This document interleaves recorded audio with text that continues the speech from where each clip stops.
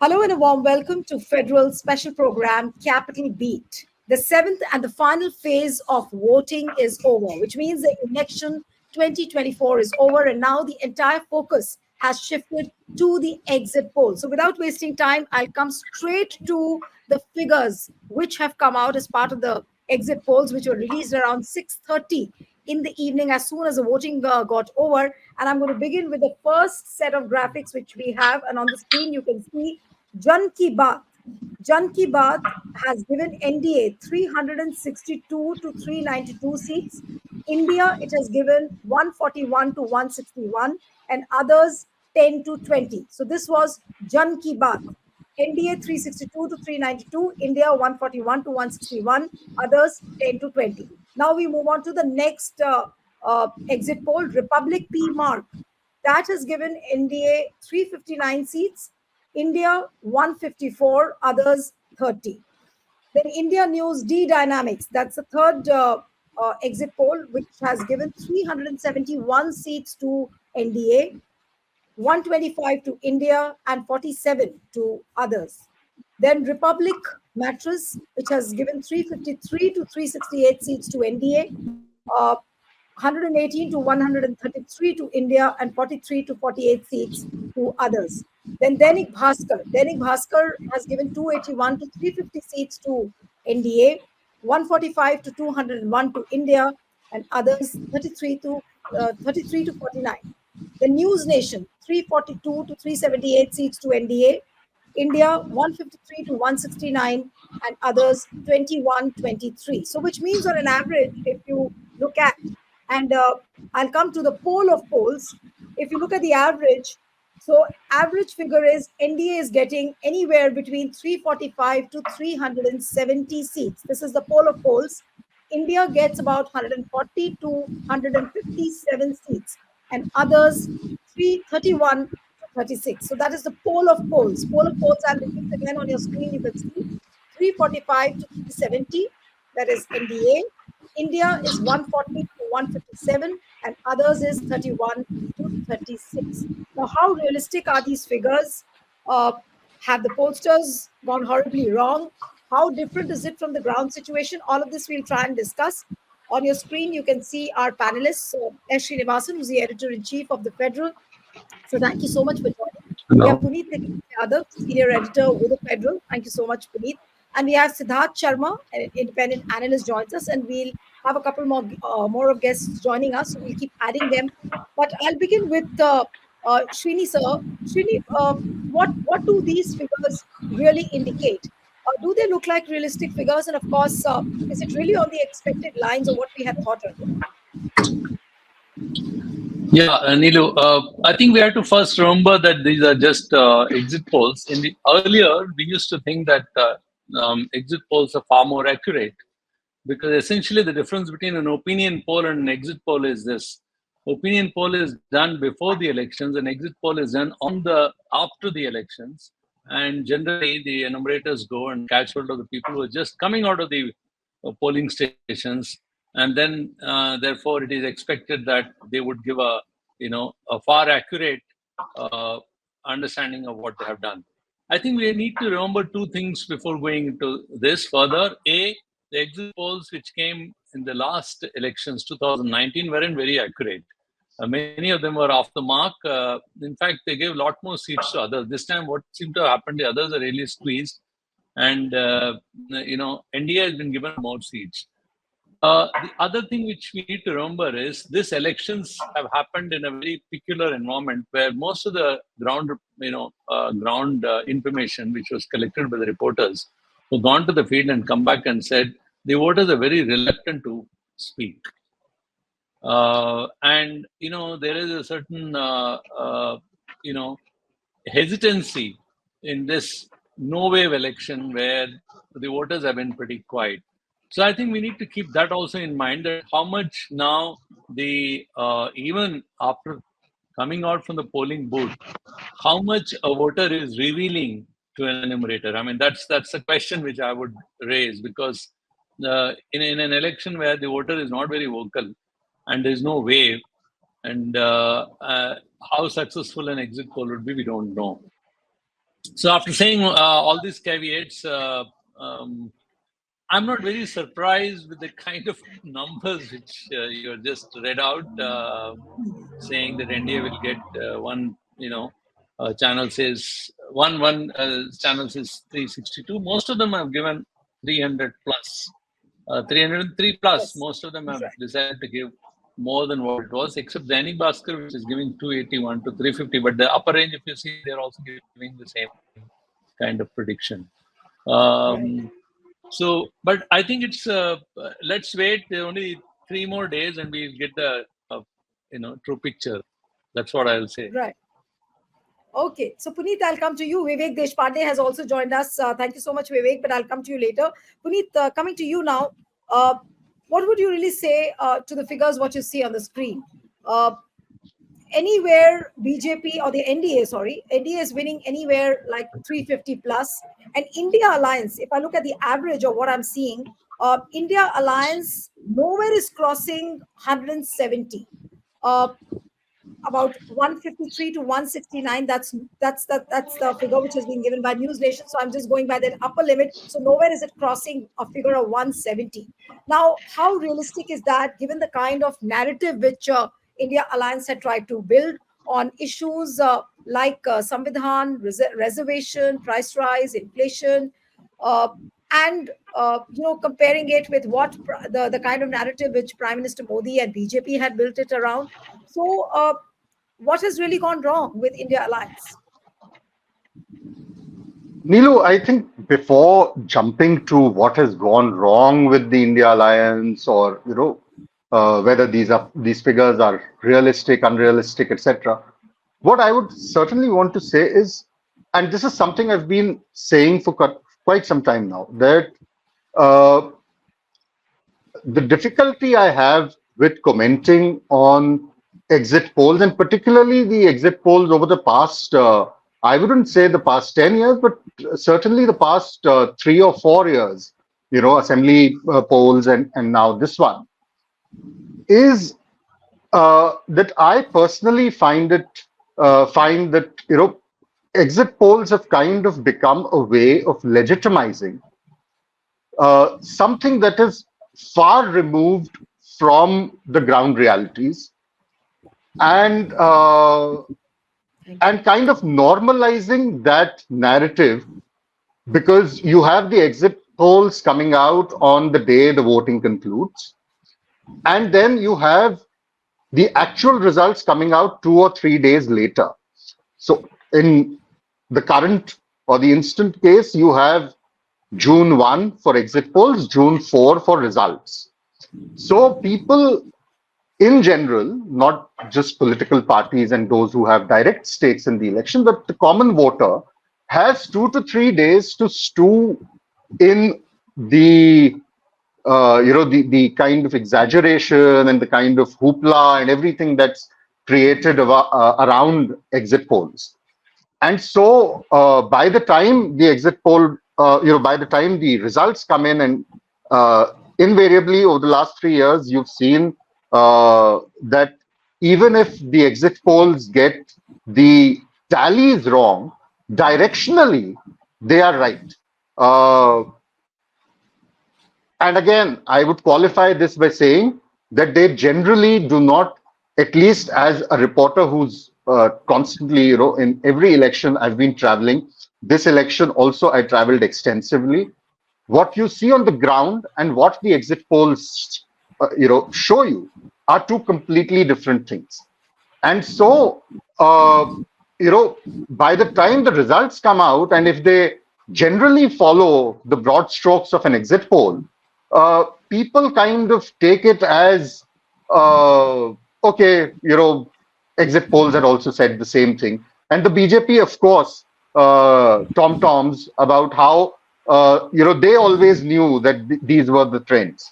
And for some weird reason, it seems that it's only the BJP that gets, that gets it right.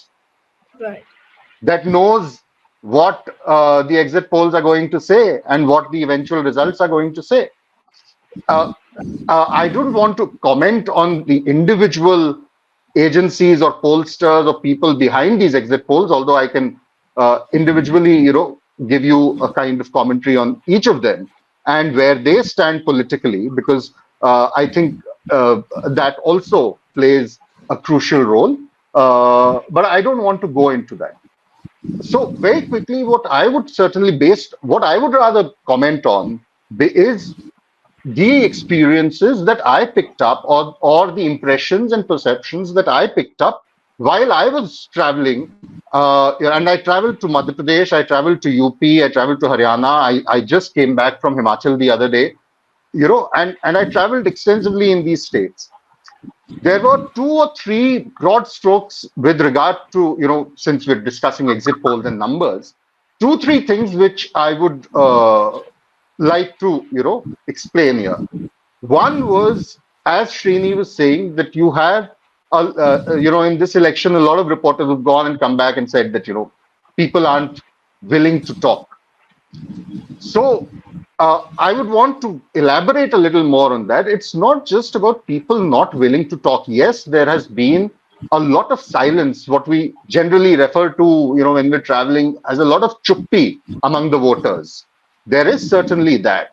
But at the same time, there's also a very strong sense of fear that that's very palpable when you're talking to people.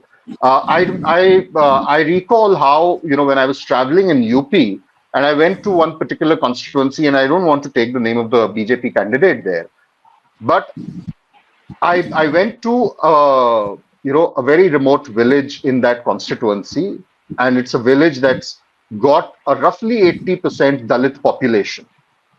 And there was a chopal there, and people, sitting and generally doing their general gupshup. And I spoke to a lot of them there, and they said that, look, they want the BJP to go. They don't want to vote for the BJP. But they might end up voting for the BJP, not because, there's no better alternative, or, the big question of Modi nahi to kaun. And it was not that. A lot of them said that, look, even if there's a change of government at the center, in the state, we still have to put up with Yogi Adityanath and the BJP for 3 more years. And we'll be targeted, And there was that sense of fear. Now, whether that sense of fear has eventually impacted polling preference despite anger against the BJP, I don't know. But that's my experience. That's one. Second is, when you talk about the silent voter, I find it very strange and, almost comical that there is, on the one hand, the reality of a silent voter. And on the other hand, suddenly, when you have exit polls, the silent voter starts talking. Because the exit polls gets people to talk. But otherwise, in general, the feedback is there is a silent voter. Now, and the third aspect is that there are also, which I think may have in a lot of constituencies adversely impacted the opposition's prospects. Perhaps, I can't say that for sure. But one narrative that I picked up in a lot of the constituencies where I traveled to, and particularly in the Hindi heartland, was that, this thing that the opposition has been saying of manipulation and rigging, of EVMs not being fail-proof, of all kinds of tinkering with the result, that had percolated down to the grassroots. In a lot of villages where I went, the first reaction of people, aside from venting their anger against the BJP or the incumbent MP or against the government or on issues of price rise and joblessness, was ye log beimani se phir jeet jayenge. So that was something that had kind of taken root in a lot of areas. And when you probe these people further on what they meant and how would this change their or impact their voting behavior, a lot of them said they don't even want to go and vote because what is the point?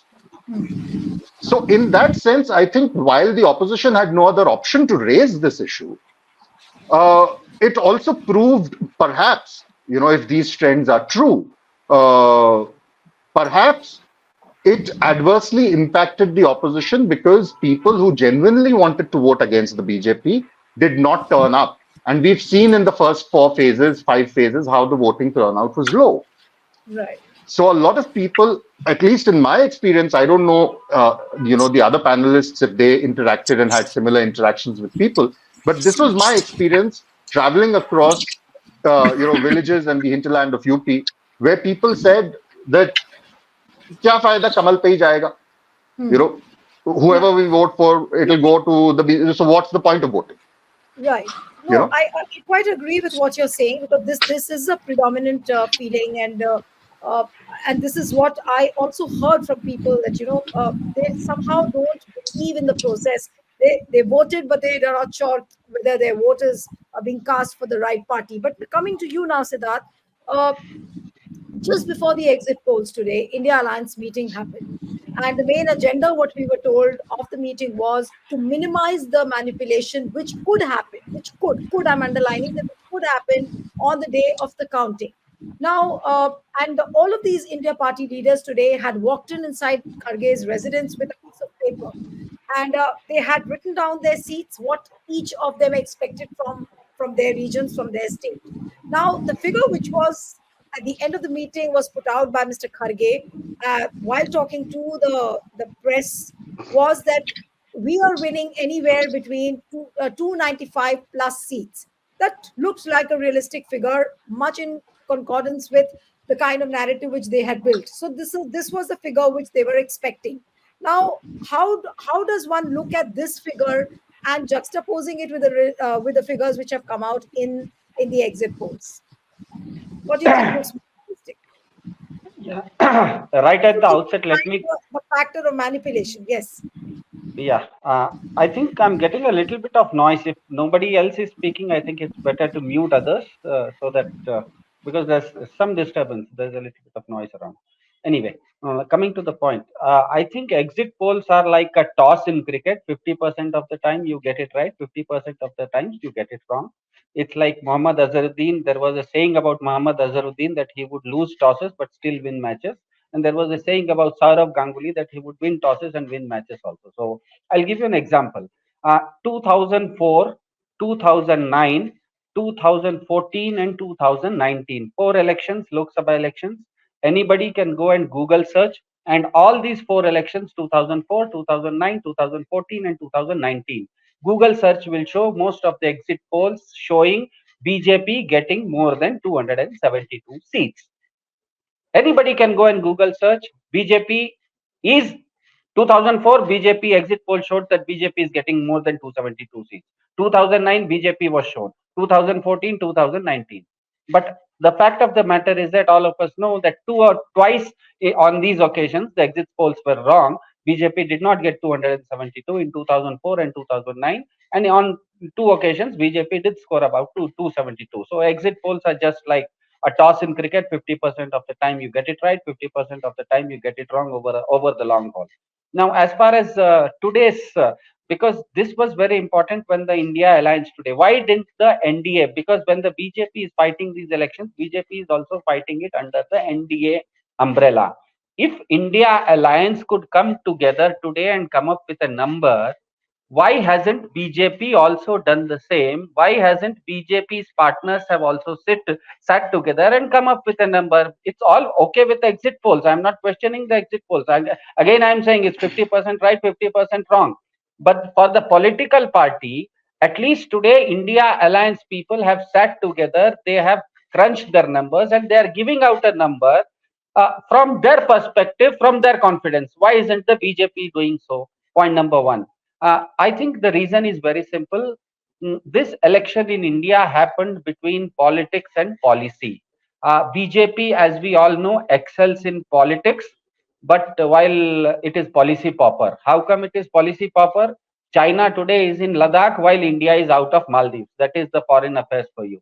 Agniveer is given a 4-year temporary job while millions of people are unemployed, and Agniveer is giving job for only 4 years. Incomes are falling, and savings today are at the level of 1970s. Inflation is higher than the GDP growth of India. Women feel today unsafe because of Brijbhushan Sharan Singhs and Prajwal Revanas. Internal security, the less said what is happening in Manipur, the better. So on all the basic parameters on which any government is measured, BJP as a matter of policy is floundering. Everyone knows that. But still, BJP also keeps on winning. Why? The reason is, why does BJP keep on winning in spite of policy flounders? I think we have to understand that democracy is inherently chaotic. We have to understand, over the millennium of human evolution, for a very long time, the human evolution was under chieftains and kings. The democracy is only that the kind of democracy that we are seeing today across the world.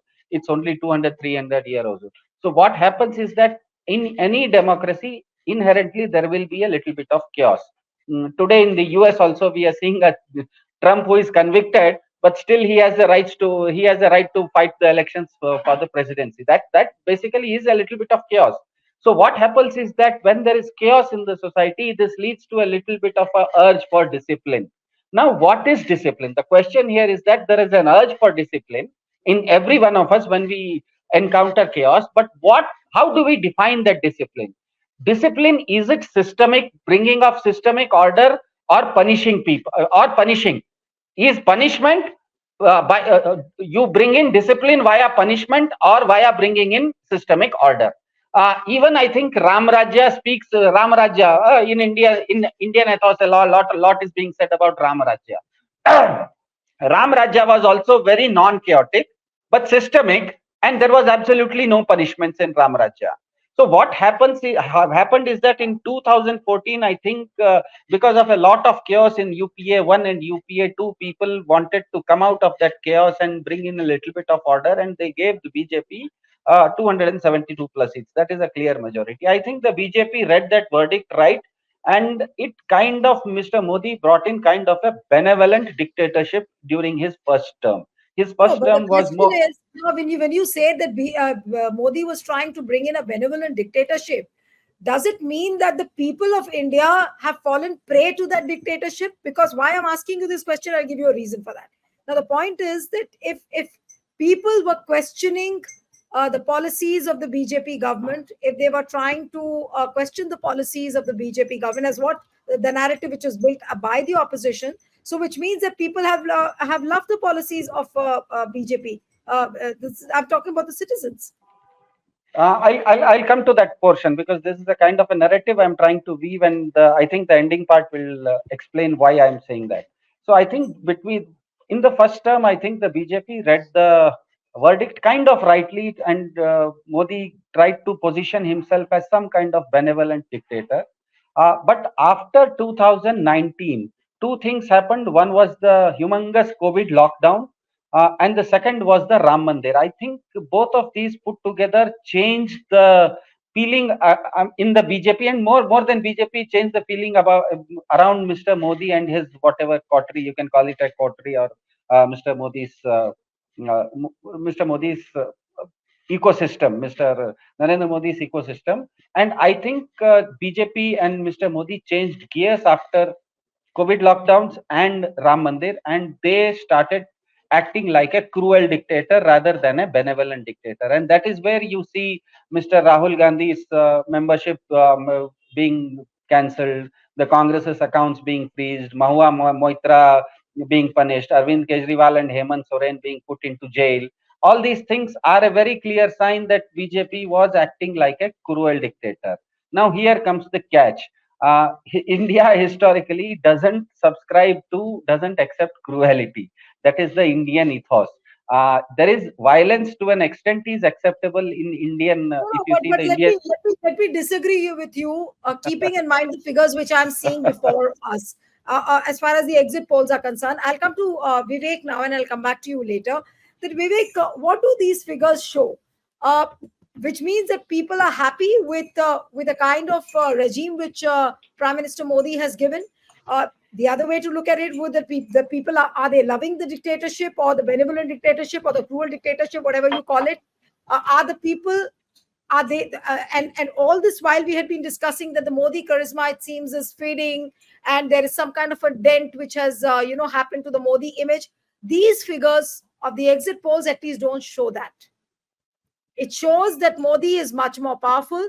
BJP is more aggressive. It has expanded its imprint. It won 303 seats in 2019. And now, if it is crossing a figure of 350, then all of us have been mistaken, or we have failed to read the sense on the ground. Yeah, Nilu, as far as the exit polls of this time are concerned, I would certainly like to wait till June 4, because if there was any occasion in the electoral history of the country to kind of take such exit polls with a pinch of salt, then it is now. I will explain this why. Because we have seen over the last 5 years how the Modi government has lost its steam over the last 5 years on many issues. The buzz on the ground, which we have seen over the last about 1 year or so, as Puneet rightly pointed out, is a sentiment against the government, and a sentiment against the government not in the entire section of the population, but in certain sections of the population. There has been anti-incumbency, there has been anger against the government, and it has been reported also by reporters everywhere. Like reporters have reported from many places that people do enjoy this, this Labharthi politics and all. But just a sec. Can you wait? Just I'll shift to some other camera. My camera is giving me bother. Just a sec. No. Yeah. All right.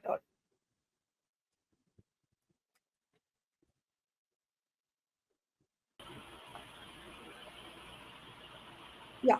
All right. I think your other device is still on. I think just switch it off. Okay, continue. Bluetooth connected. Yeah, can you hear me now? Yeah, I can. Go ahead. Yeah, okay. So, the situation on the ground has really changed from 2019 to 2024. If someone is trying to tell me, these exit polls are trying to tell me that the BJP is going to get as many seats this time as they got in 2019, despite so many adverse developments as far as the BJP is concerned, then I'm not ready to accept these exit polls on the face value today.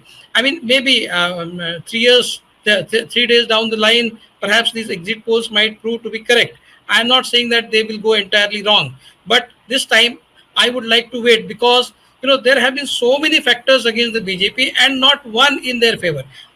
Of course, Mr. Modi's persona is there. They had resources, they had manpower, they have this electoral machinery and all.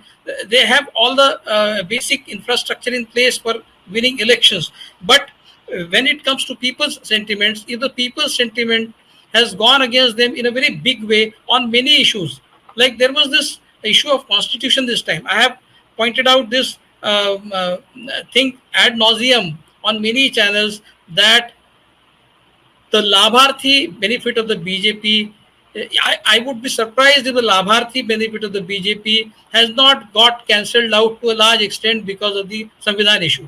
Because most of these Labharthis belong to scheduled caste, scheduled tribe, Muslims, OBCs, lower OBCs and all.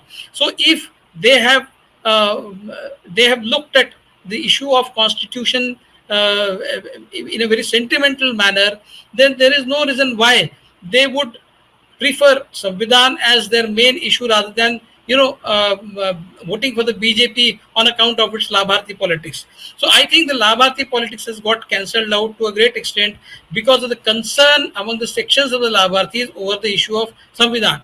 Now, which factors can you point out have gone in favor of BJP? Mr. Modi's personality cult is also depleted to a large extent. If there were 100 people supporting him in 2019, then I'm not going to give him more than 70 supporters this time round. So, his personality cult has also depleted. BJP's popularity has also gone down to a large extent because of many things. COVID has happened during this period. We have seen hundreds of people, the dead bodies getting washed out in rivers. So we have seen how poor people had to migrate, walk thousands of kilometers back to their home. So several things have happened.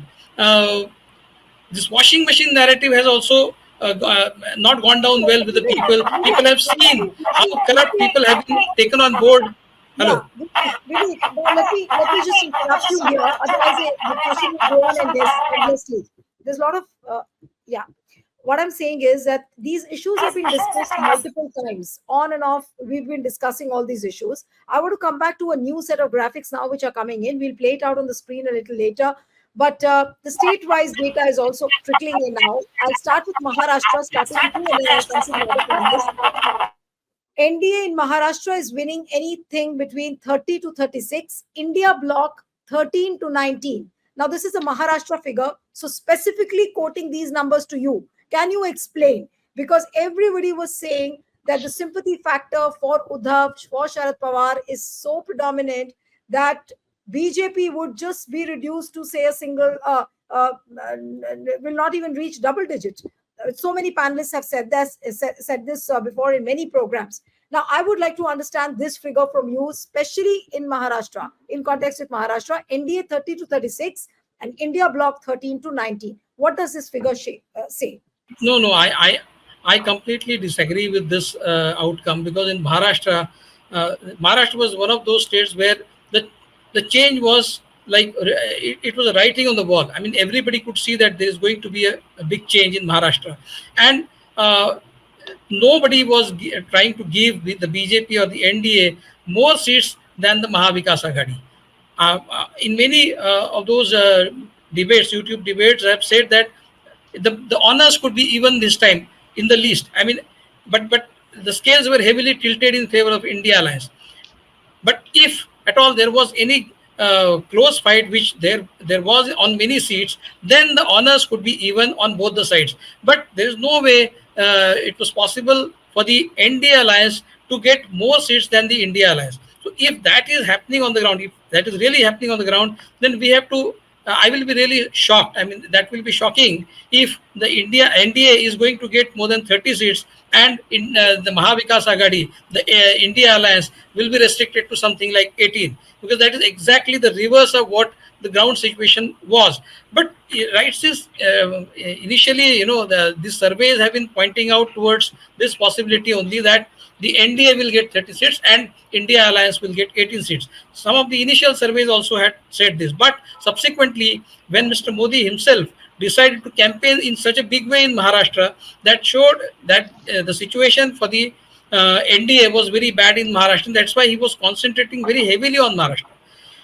Because of his rallies, the people have changed and people have shifted to the BJP. If that is something which has happened, I don't know. I don't think, because once the people have made up their mind in favor of the Mahavikas Aghadi, just because Mr. Modi addressed 30 rallies in Maharashtra, they have changed their opinion. They have gone for the NDA. That is something which I am not ready to believe. But in Maharashtra, the situation would be exactly the reverse. As I said, again, I would like to wait this time for the final results to come out, because the situation on the ground is completely different than what these exit polls are actually showing. I'll come to you, Siddharth, because we have short time and I have to go to the other states also. I'll come to you. But I'll go to Karnataka now. And Shinisa, I'll come to you now. Karnataka, India today has given NDA 23 to 25 seats. And India is getting 3 to 5 seats. I don't know what to say about this figure. I mean, was this something really expected? Now, this is a Karnataka figure. I'm repeating it again. NDA 23 to 25 and India 3 to 5. And after Karnataka, Shinisa, I'll ask you on Tamil Nadu also. So first you comment on Karnataka, then I'll come to Tamil Nadu. Yes. Yeah, okay. This is completely unexpected, this kind of result, because it's not just that the reason in Karnataka why India alliance, at least, which actually it's a straight fight there between Congress and BJP and JDS, which Janata Dal Secular, which have formed an alliance there. So it's a straight fight between the two. Congress is fighting all the seats. Here, the expectation was actually the other way. It's not because just that Congress is in power and it's doing well. BJP is in a complete disarray. Even up to going up to the distribution of tickets, there have been lots of problems within the BJP. And the only hope they were, sticking on to the fact that when Modi comes, things will change. But then there are other factors which I think we are missing. One is also the kind of beneficiary programs which are actually being given out by the Congress regime. And also the fact that, I even read that many women are actually getting their bank account numbers ready for more benefits to come in, and it happened in Karnataka. Those are the kind of news stories we're getting. On the other hand, JD, yes, this is completely, it was expected to be an election which would be a final swan final this thing for before the party goes into oblivion. It's that kind of election. So, and this could have only happened if the alliance between BJP and JDS has worked wonderfully well. So here, if you look at the numbers, what it suggests, and the outcome, the outcome of the numbers and what the ground reality, they seem to be completely different. It seems to suggest that actually everything has been going very well for BJP, and it's basically the Congress government which is in trouble, which I think could be slightly mistaken. The other factor I want to just point out here, if you look at the overall picture, the thing which completely got drowned is the fact that there is actually the India alliance is no alliance. That's a kind of a thing which has been constantly being said by those in the ruling party, that there is no alliance, and actually they are fighting each other constantly. I think what people are forgetting is that there was a similar alliance in 2004. There was a similar thing in 2009 when Congress wasn't very keen on an alliance. Even then there was an alliance. It wasn't very unusual in 2004 also when suddenly Congress came to power. There was an alliance stitched together in many states, and there were many places where it was bipolar, and some places it wasn't there. So the situation here is similarly in 2024, things are slightly similar. The other thing is, if you look at big states, which I would like to say Maharashtra, Tamil Nadu and Puducherry, which is another big state, West Bengal. West Bengal is one place where TMC fought, but Congress had an alliance with left parties there. Then Uttar Pradesh, there is an alliance which India Alliance has stuck there. It's a big state, but they have an alliance, working alliance. And in Bihar, again, if you count these, there are 250 seats in which they have fairly okay alliance. And then if you look at the medium states, and if you have to look at small alliances, even say Delhi 4-3, which is almost 50-50%. In JK, Haryana only one seat, but still. But if you look at all of these alliances and put together, I think on this whole, out of 543 seats, India has, this overall grouping has stuck an alliance at least more than 500 plus seats. So they also had a strategy. To completely to say that they went into a battle without any, completely they walked in blindly, would also be a fallacy. So what I am trying to suggest is, yes, 2014 was a complete sweep, because after the disastrous performance of the previous regime, there was a change which people were expecting. And 2014, maybe it counted as one such election, unusual, but a change election. 2019, again, we know what happened. It was security, Pulwama and other issues. What is it in 2024, where the exit poll would suggest more number of seats to the BJP than what was even in 2019? Like they say in Hindi, mahol, there doesn't seem to be that kind of mahol. So that's why this exit poll sounds a bit doubtful to me.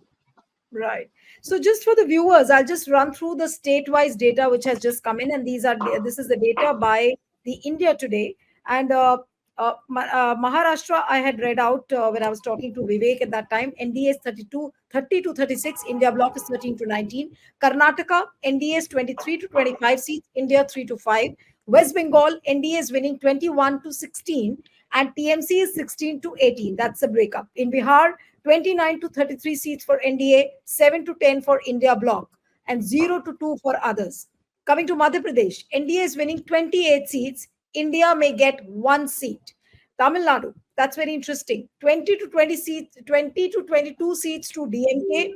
India Allied Congress wins about 6 to 8 seats and 1 to 3 seats of BJP. Then Jharkhand NDA is winning 81 to 0 and India is 4 to 6. That is what they are saying. I think there's some misprint here. And Chhattisgarh NDA is 10 to 11. India is 0 to 1. Rajasthan NDA is winning 16 to 19. India is 5 to 7 and others is 1 to 2. Now coming to this figure, Puneet, I'll come to you first now.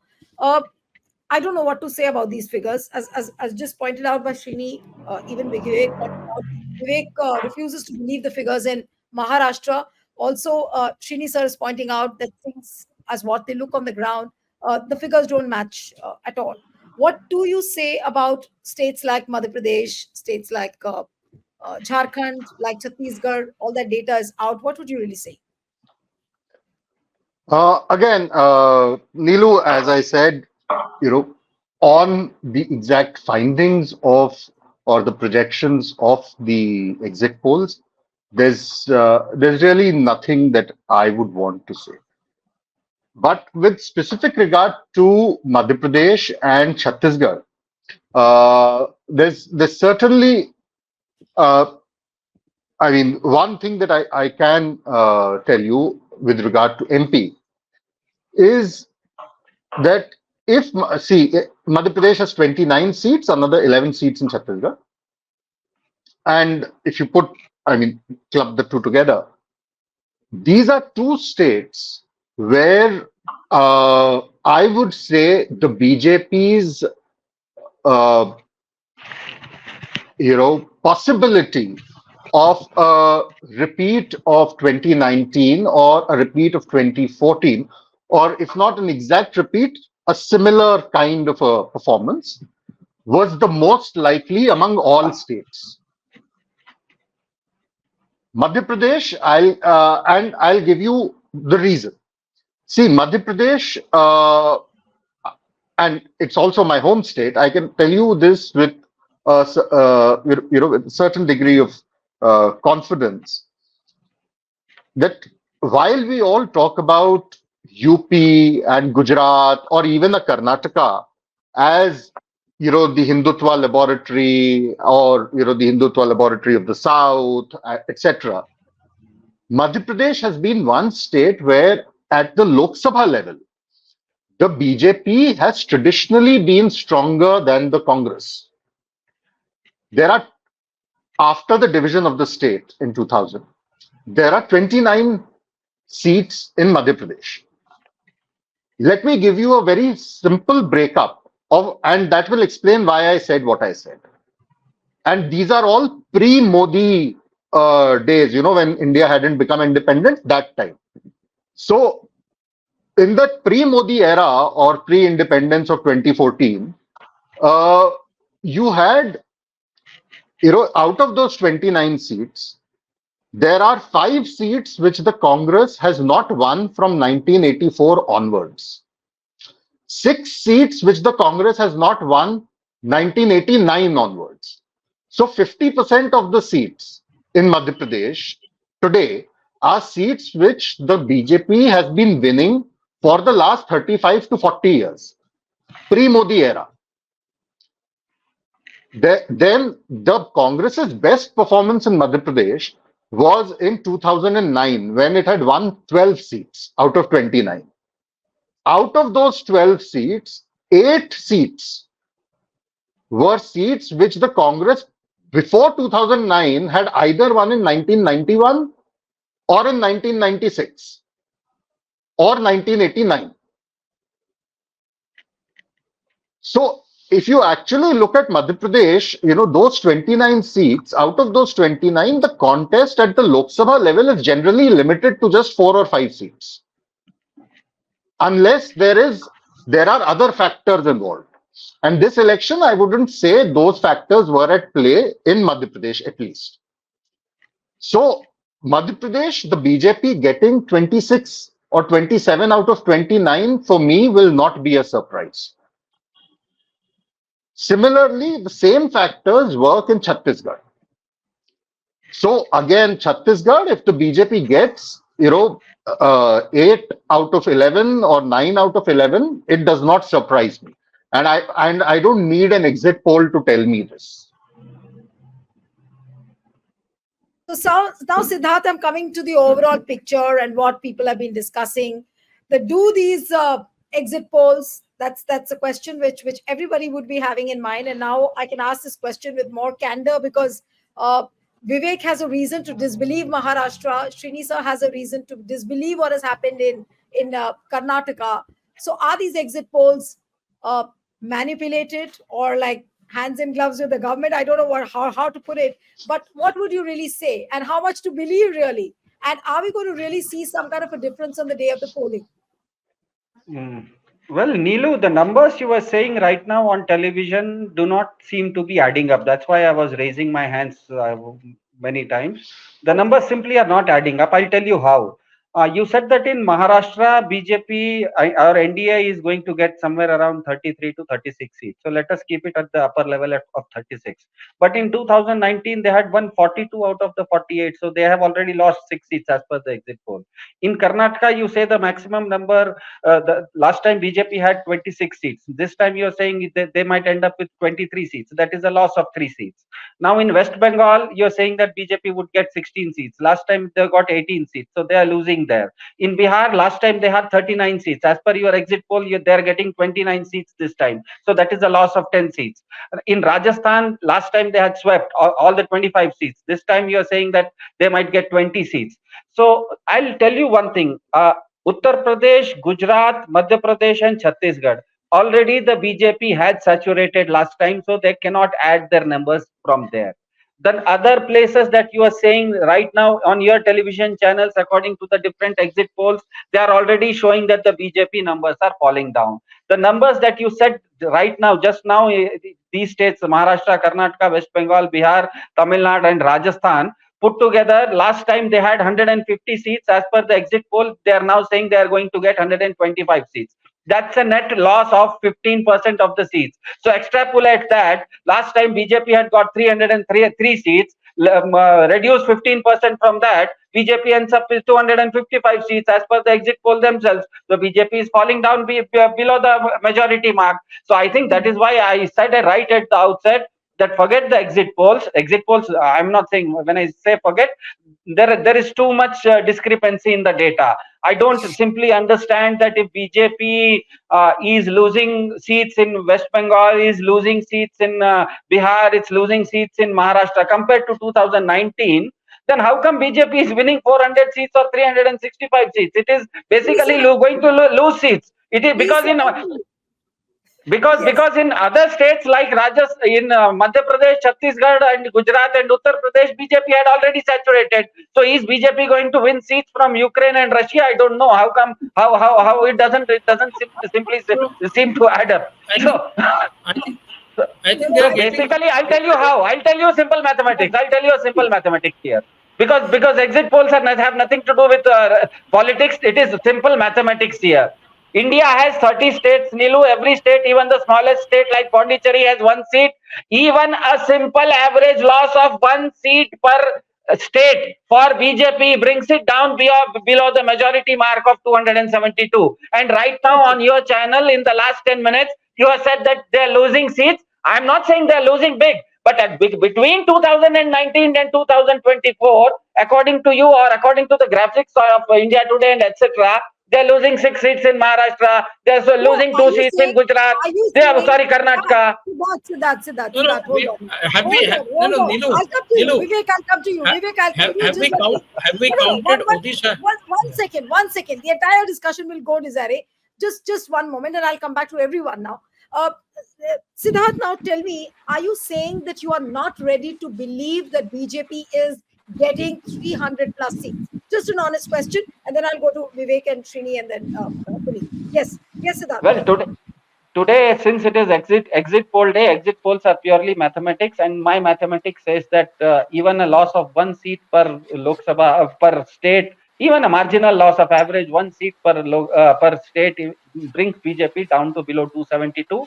I'd rather today, because let us understand, when the India Alliance today came up with a number, they did not pull that number out of a hat. These people had fought 543 Lok Sabha seats. So please understand, when an exit poll is done, an exit pollster goes outside the polling booth for half an hour or 1 hour in selected few booths of a constituency and takes a sample. Whereas a political party, from morning till evening in each booth, they have a guy sitting there as booth agent. So the data of a political party is far more wider and comprehensive than an exit poll. And today, that's what I'm trying to juxtapose here, that Team India today came up with a definite number, and the number they are giving is a far bigger number than an exit pollster could have done. And the best answer to that would have been BJP or NDA also sitting together and saying that my numbers are saying I am getting 350, which they have not claimed. So that itself is a huge question mark on the entire process. I think mathematically BJP is impossible to reach 272 this election. Okay, so it's impossible for BJP to reach 272. Vivek, you were saying something, and then I'll go for the final comments to Srini and Puneet. Yes, over to you, Vivek. When Siddharth was counting those numbers, I think we were not counting the numbers from Odisha, we were not counting the numbers from Telangana, Andhra Pradesh. So these numbers also add up. And that is how they say that they are getting 350. But then I stand by what I said in the earlier round. I would like to wait till June 4, because the situation on the ground this time was drastically different than 2019. It was to a great extent, it had tilted towards India Alliance, if not completely, but to a great extent, it had tilted towards India Alliance. That is exactly what explains the kind of narrative that Mr. Modi tried to weave during the entire campaign. If he were to be convinced about his politics, his policies, and his programs having struck a chord with the people of India, he would not have shifted his gears from Mangal Sutra of a housewife to a Kothi Wali Mujra. So, this journey of Mr. Modi's discourse shows that he was desperate, and that desperation had come out of the fact that he was fully aware of the fact that the people of India were not this time convinced about Mr. Modi's game. And that is why he had those very silly and very superficial, shallow narratives to weave during his campaign. So, at the moment, wait for 2-3 more days. These exit polls could, for once, go wrong entirely this time round. So we will have to just wait and see on June 4th. Okay, right. All right. Puneet, in your initial part of the comment, you said that you see this exit poll as a way of legitimizing somewhat in what the narrative of manipulation, that if at all we are to believe that this election has been manipulated. Now, coming back to you on what the India Alliance meeting was all about, and the two conclaves which happened in Bangalore and in Delhi, they purely focused on the fact that they need to look at minimizing the manipulation on the day of the counting. Now, the civil society organizations are ready. India Alliance says that they are ready. So what can we expect from India Alliance on the day of the counting? They were also, a lot many leaders were saying that especially those constituencies where the margin of victory is going to be narrow, they will ask for 100% VVPAT verification. So is that demand going to grow now on the day of the counting and maybe subsequently then? How do you see that?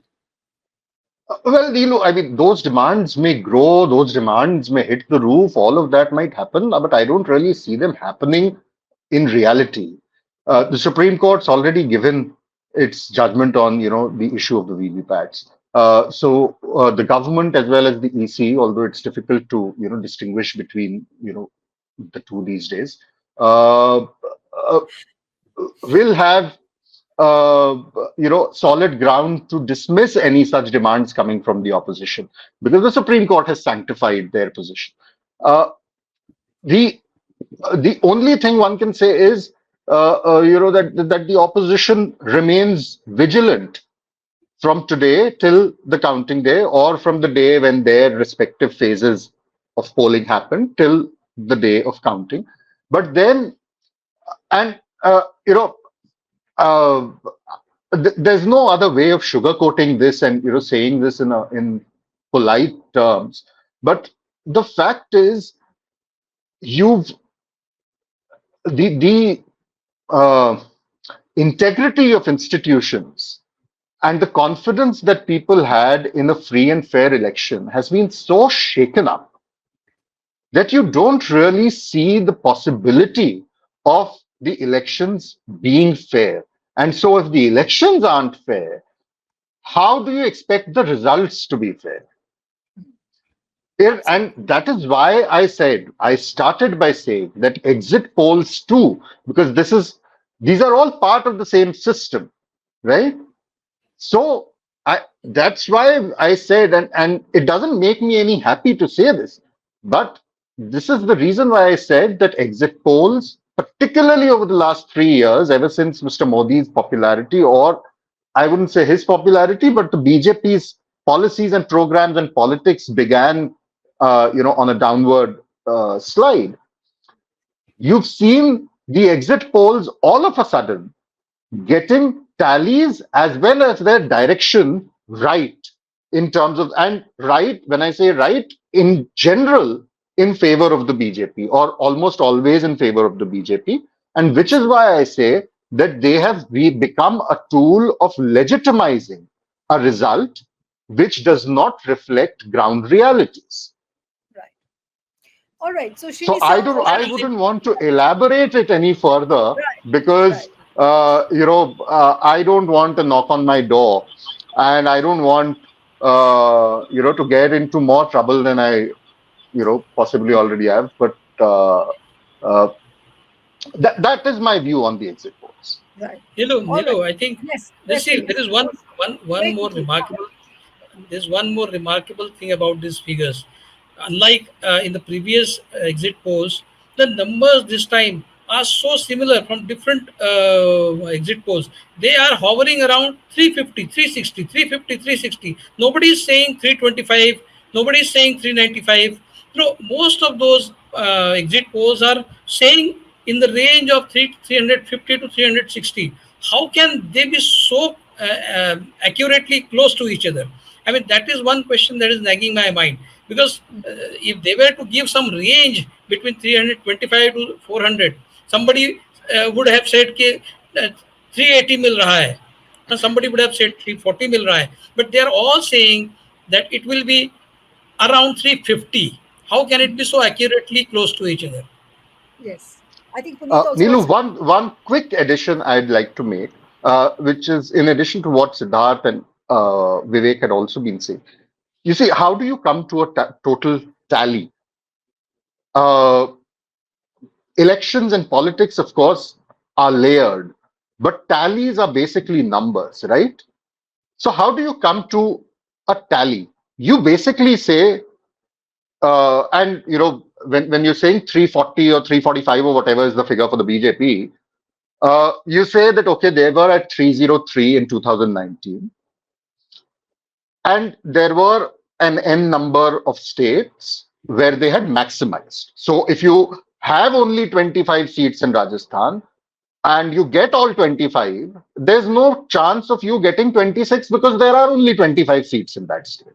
Similarly, in Gujarat, if you've got all 26, there's only a chance of either keeping those 26 or reducing, not getting 28 by any chance. So how do you do the tallies? You basically look at how many seats you're holding. So if you're saying that the BJP is getting 345, I would assume that if you break it up in terms of states, the BJP is holding on to all 303 that it had won in 2019 without a single loss, and then adding more, which is in line with their expansion project of getting possibly 10 out of 21 in Orissa, or 5 out of 20 in Kerala, 10 out of 39 in Tamil Nadu. How do you get from 303 to 345 without a single reduction on those 303 in 2019? Now, if in those 303 you've suffered losses, and as I said, the ground realities were different from what the projections are. So if you've suffered, and I'm not going to say that, I'm not one of those who believed that in Uttar Pradesh, the BJP is in such a bad position that from 65 it will go down to 25. I didn't say that. My own reading of UP was that the BJP will get somewhere around 50 to 55 seats. It had 65 last time. It would get about 50 to 55 this time. And the factors are different constituency to constituency. But even if it gets 55, that's a loss of 10 seats. Then you add the other losses. So say another 10 seats in Bihar, 5 seats in Rajasthan, maybe 2 seats in Gujarat, maybe 2 seats in Madhya Pradesh. So if in the total tally, if the BJP was going to lose out of those 303 it had won in 2019, about 40 seats, is it gaining 80 seats to reach 340? How is it going to get 80 seats? Because the southern states where it has been it's been wiped out in consecutive elections, collectively account for only 135. Absolutely. I'll come to Srini sir now for the final word. Srini sir, what does one say now? How would you really summarize this whole exit poll figure? Does it really have a logic? Has it just been dropped out of the hat as what it reflects that, it simply doesn't seem to have any logic? From where have they propped up these figures?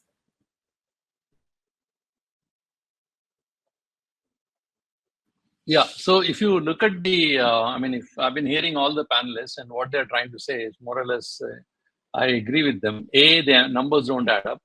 Where do they add so many more seats if they're not reducing anywhere, whereas some of the channels themselves are saying they're reducing?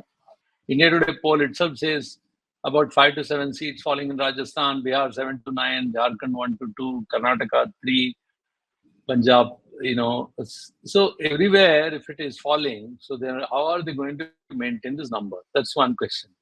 The second question is, if you have to get the sense of the polls doesn't happen in isolation. It happens on the basis of what has happened in the last 5 years. And if you have to look at what is called, if you have to get that sense, what has been happening actually, what kind of news stories have been coming, even in a controlled media, unmissably, some of these you can't miss out. For instance, there is a fear of enforcement agencies. Can they deny? Can anybody deny the fact that enforcement agencies have been far more aggressive and specifically knocking on the doors of politicians who are on the other side of the fence? I mean, how do you explain the arrest of 2 chief ministers, which is very unprecedented?